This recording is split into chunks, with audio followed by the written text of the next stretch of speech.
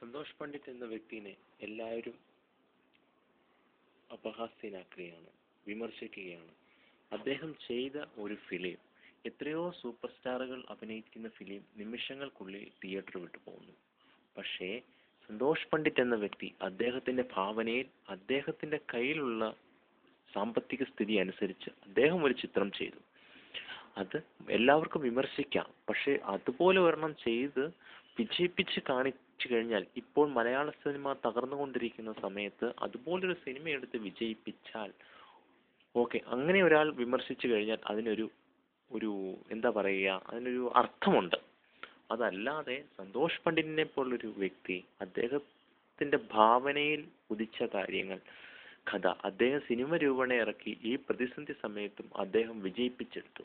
അതിനെ പരിഹസിക്കാതെ നല്ല പ്രോത്സാഹനം ചെയ്ത് നല്ല നല്ല സിനിമകൾ ഉണ്ടാക്കുവാൻ വേണ്ടി എല്ലാവരും അദ്ദേഹത്തെ ഹെൽപ്പ് ചെയ്യുകയാണ് വേണ്ടത്. അതാണ് ഏറ്റവും നല്ല മാതൃക.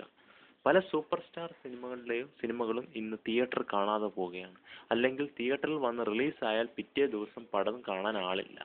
കാരണം അത്രയ്ക്ക് അശ്ലീല ചിത്രങ്ങൾ, അശ്ലീല സീനുകൾ ഉൾപ്പെടുത്തിക്കൊണ്ടുള്ള ഫിലിമുകൾ ഇവിടെ ഓടുമ്പോൾ ഒരു അശ്ലീലങ്ങളും ഇല്ലാതെ സന്തോഷ് പണ്ഡിറ്റ് തന്റെ സിനിമ പൂർത്തീകരിച്ചു. പക്ഷെ അതിനെ വിമർശിക്കാതെ നല്ല പ്രോത്സാഹനം കൊടുക്കുക.